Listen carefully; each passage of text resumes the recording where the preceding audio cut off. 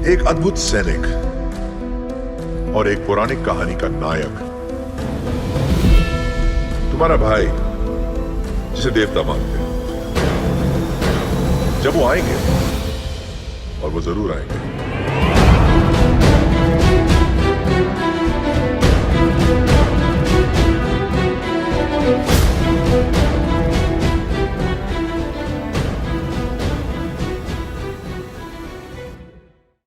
कौन सी डिटेल्स पर ध्यान दिया है राजमौली ने, कैसे बनाया राजमौली ने सबको बेवकूफ, इस R4 मूवी में कौन कर रहा है कॉस्ट्यूम डिजाइन।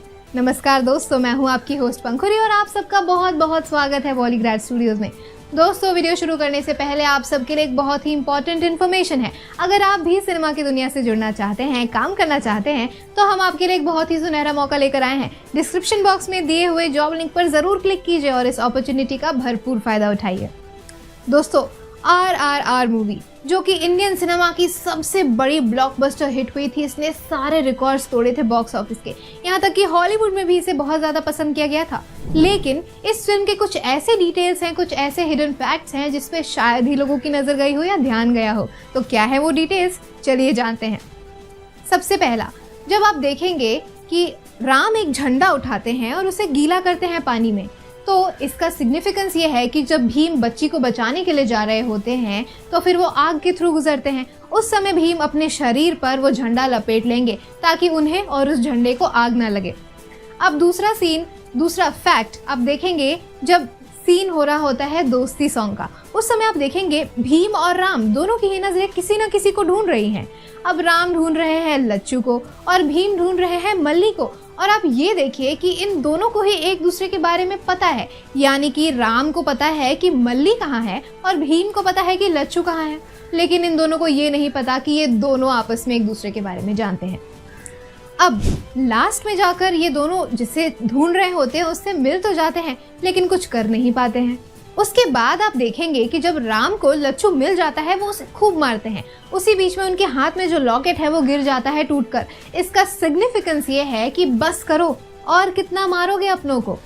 इसके बाद जब भीम शेर के साथ मिलकर कुछ करने वाले होते हैं तो दोस्ती सॉन्ग के बीच में हमें दिखाया जाता है कि कैसे भीम मीट का टुकड़ा लेकर शेर के लिए जा रहे होते हैं। अब भाई, शेर को ऐसे ही थोड़ी ना कोई मीट का टुकड़ा खिलाता है। और इसके बाद जो होता है उसके लिए हमें राजमौली सर की तारीफ करनी पड़ेगी। उन्होंने रियलिटी को ध्यान में रखकर ये पूरा सीन क्रिएट किया है। आप देखेंगे कि भीम के एक हाथ में मशाल है और दूसरे हाथ में कुछ बंधा हुआ है। अब भाई, शेर के सामने जा रहे हैं तो शेर को थोड़ी ना पता है कि कौन अपना है कौन पराया, इसलिए फुल सिक्योरिटी तो रखनी पड़ेगी। फिल्म के कुछ सीन्स में आप देखेंगे कि जिस सीन में ब्रिटिशर्स को दिखाया गया है, उन ऑफिसर्स के पास एटेक्स स्कोप नाम की राइफल है।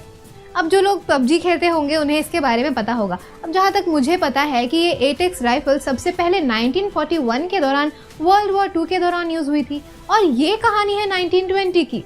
तो जी हाँ, मेकर्स की यहाँ पर चूक हुई है जिस पर किसी ने ध्यान नहीं दिया। ये राइफल उस समय पाई ही नहीं जाती थी। आप इस फिल्म में इंडियन जवानों का शोषण होते भी देखेंगे कि कैसे इंडियंस को ले तो लिया जाता था आर्मी में, लेकिन उन्हें युद्ध के दौरान या फिर किसी भी लड़ाई के दौरान सबसे आगे खड़ा कर दिया जाता था, और ब्रिटिशर्स होते थे सबसे लास्ट में। यानी कि गोली आएगी भी या फिर कोई लड़ाई होएगी भी, कोई चोट लगेगी भी, तो वो सबसे पहले इंडियंस ही झेलेंगे।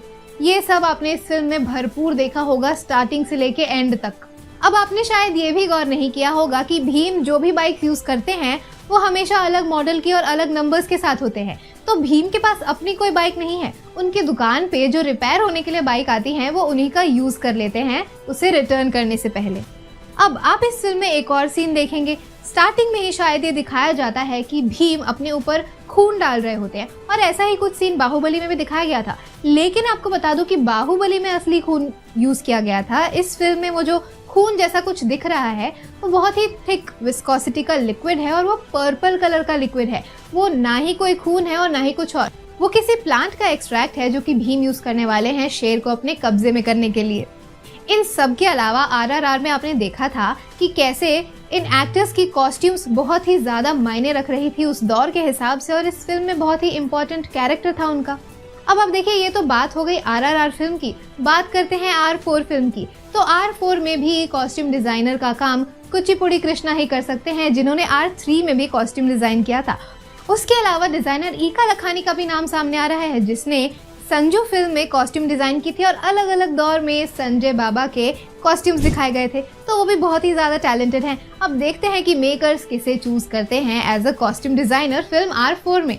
दोस्तों, आज की वीडियो में बस इतना ही। अगर आपको वीडियो पसंद आई है तो इसे लाइक कीजिए, शेयर कीजिए अपने दोस्तों के साथ और बॉलीग्राड स्टूडियोज़ को सब्सक्राइब करना बिल्कुल भी मत भूलिएगा। आज की स्क्रिप्ट लिखी है दिवांशु ने।